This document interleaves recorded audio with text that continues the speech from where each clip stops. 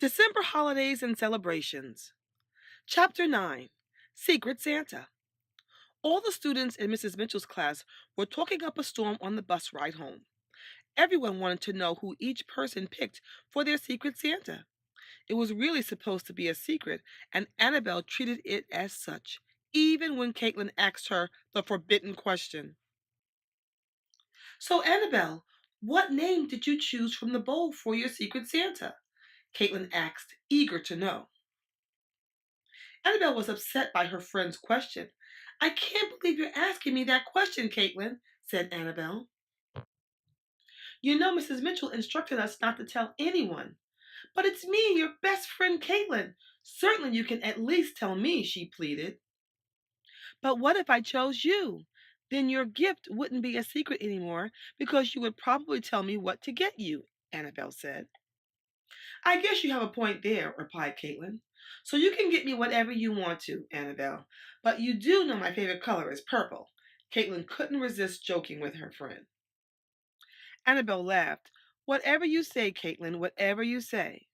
That night, Annabelle told her mom about what had happened in school and asked if they could go to the store to get the mystery gift for her classmate. Annabelle did share the name with her mom because she knew her mom wouldn't tell anyone, and she didn't go to school with her. Annabelle bought a really cool journal, a plume pin set, and some art supplies so she could personalize them for Adele. The next couple of days were very hectic for Annabelle and the Super Holiday Spectacular Committee. Each group was putting finishing touches on the holiday station activities. A lot of the planning and preparation had to be done at home. Adele was coming over to Annabelle's house almost every day after school to help prepare the crafts. Annabelle's mom helped out a lot too. It reminded Annabelle's mom of her elementary school days many years before. Annabelle and her mom were actually a lot alike. Her mom was smart as a whip and very active in school also. This is one of the reasons why her mom is so supportive of everything Annabelle does. Her mom marvels at her wit and capabilities for her age. Finally, the end of the week came, and in Mrs. Mitchell's class, it was time to share the Christmas fiction stories and reveal their secret Santa.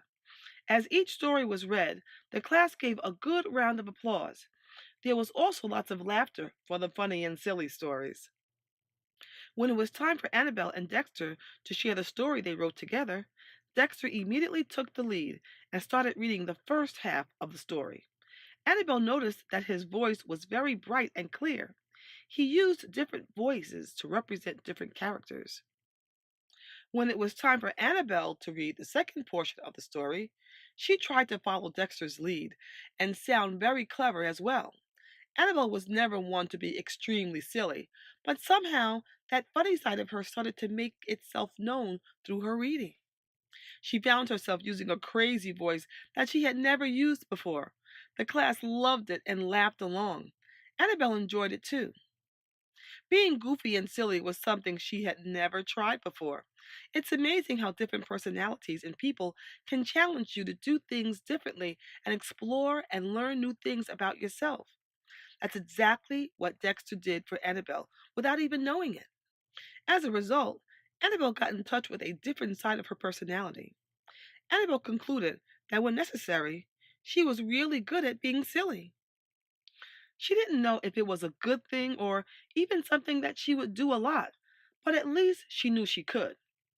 After the last story was read, everyone knew what was coming next and became very excited.